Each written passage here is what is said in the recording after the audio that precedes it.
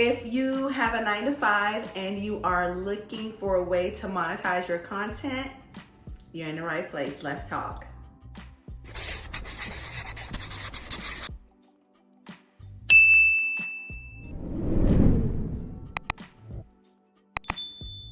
Listen, today I just came to y'all.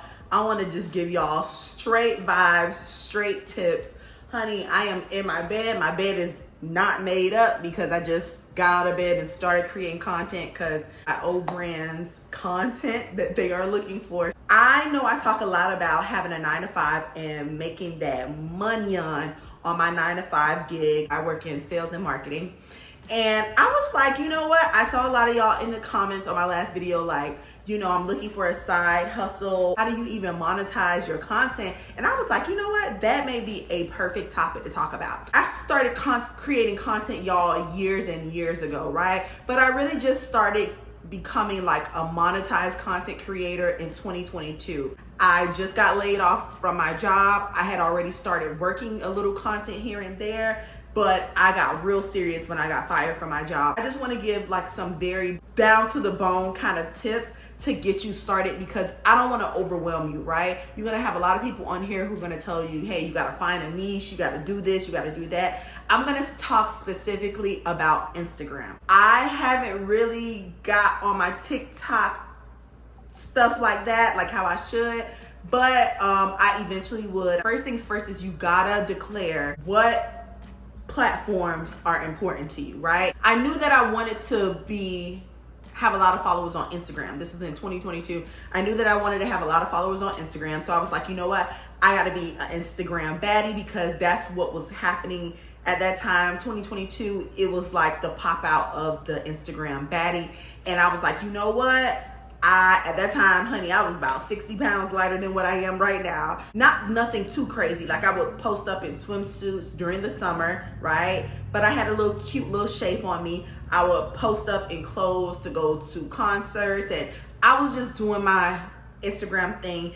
And what's so crazy is you never know what content is gonna go viral, which is why I want you all to just start putting yourself out there, okay? I just want you to start posting content, see what sticks, see what doesn't, and do your research from there. So first of all, I knew I wanted to be an IG girly, so I really made IG like the place where I started. So I had in my mind that I was gonna post once a week, y'all. I didn't even bombard myself with trying to post 2 or 3 times a day. No, posting once a week and making sure you post once a week is actually how I grew. So I would say decide what platform is important to you and then come up with a schedule for how many times you're gonna post and on what days and at what time you're gonna post. Is very important. Now, YouTube is very important to me, right? And I noticed on my stories I think last for about 30, 45 seconds on Instagram. I was talking so much on there to my followers that it will span for like 10 stories. And I was like,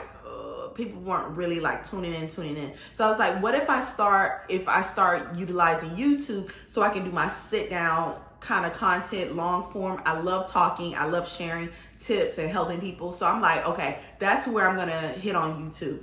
I started out with vlogs and then I noticed that having this is where you got to kind of have like a little bit of a niche or have kind of like a little vibe, I'll say, have a little vibe when it comes to YouTube, because I noticed that my vlogs would do okay, but I noticed that my sit down videos would do awesome. So, you know, I kind of stick with it. I play around with vlogs here and there and I just love it. It's just, you know, the channel is just a vibe, whatever come out over here.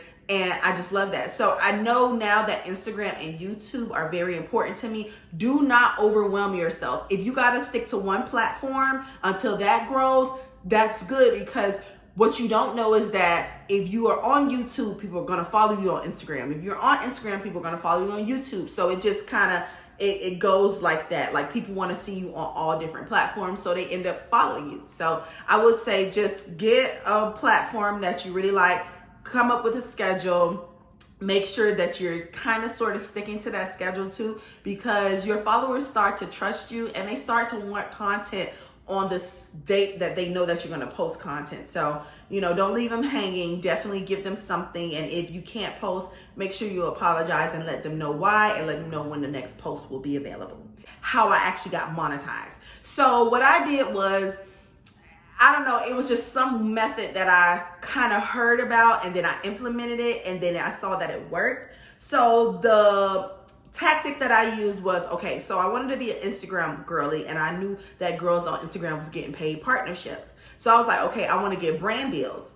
So I started following all the brands that I love. Pretty Little Thing, Fashion Nova, Eloquii, ASOS. I started following all of the brands that I absolutely love. I dedicated one post per week to content that looks like it will fit that brand. So for example, once I started following Pretty Little Thing, I'll go and I'll look and I'll scroll and I'll see what type of content their girls are posting, like that they're paying. And I would mimic that. Like I would put my own twist to it, of course, but I would buy an outfit from Pretty Little Thing. You know, it's not expensive. You know, they always got discount codes. Buy a nice little cute outfit that I love from Pretty Little Thing, post up in it, tag them, and boom. So what happens is when you tag them, you show them like you got on their stuff. If they like what they see, you want to make sure if you're posting, this is what I call a soft pitch. Like you're not going in their DMs, you're not emailing your contact for Pretty Little Thing. What you're doing is you're soft pitching to them, saying, hey, I love your clothes. I feel like I fit y'all vibe. What's up? And so I did that with so many different brands. And y'all, when I tell you, your girl, they was biting the bait every time. I did that with Pretty Little Thing. I did that with another company. I forgot the name. Giddy. I did that with like ASOS. I did that with H&M. And I have worked with all of those brands that I just mentioned to you. I actually just finished wrapping up some content for Pretty Little Thing because I'm got a brand deal with them that I'm currently on. So y'all, they bite the bait. If your stuff is good, making sure that your quality is good, you can use your camera, making sure you're sharpening your photos, making sure that it's clean, that your makeup looks good, that your hair looks good, and that you got a nice like little scenery, a nice little background. Clean backgrounds always win. I'm telling you girls, that is one of my tactics that I actually use. So I think you guys should use it. I think it still works to this day. And I think I got my very first brand deal back in 2022. It was like $500 for a video, and that was Waist Shaper. She's wasted. I used to love them. And I even did like some modeling work for them, like, cause they are based in Miami and I was in Miami at the time, and I did like some work for them. I did like some modeling work for them, and it was just good. I love creating content. I love just being creative and just trying to bring an idea that I have on picture or in my head to life. I absolutely love that. That's my favorite part. And so anyways, y'all, so those are some little tips. Another way that I make money is affiliate links, okay? So affiliate links is something that you have to be a little more intentional about. And the reason I said that is because whatever you posting, you have to make sure that you remember to link it. You got to make sure you remember where you got the items from.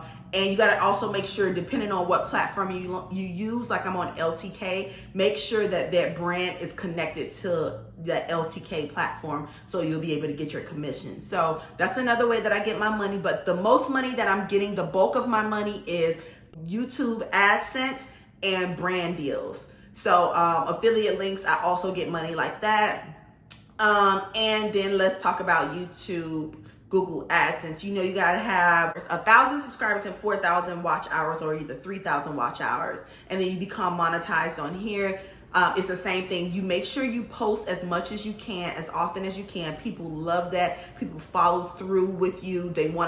You're taking them on a journey. I love YouTube so much, y'all. Right now, I shoot a lot of my content on a camera, but I also shoot like 90% of my content on my phone because I don't know, it just does it for me. And it's not too complicated when it comes to like editing and things like that. I said that around the end of this year, beginning of 2025, I'm gonna really get like editing software that I hear like a lot of girls use. I'm gonna get like a better camera with actual different lenses and things like that. Because even the camera I have, I don't use it that often because I really don't know how to use it. So it's just easier for me to use my phone because it gets real complicated with them cameras if you don't know what you're doing. So make sure you just start off with what you have. Don't go out trying to go crazy. Just make sure you get some good lighting. Make sure you get a decent phone and you should be good, especially when it comes to your photos and your reels. And if you're on TikTok, I don't really speak too much towards TikTok because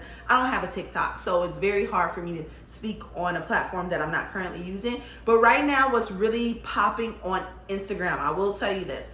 What's really popping on Instagram is reels. Y'all, reels, it used to be a point where Instagram, you can kind of go and get you some, you could get off with like a photo feed with aesthetics. You can like get off on that on Instagram.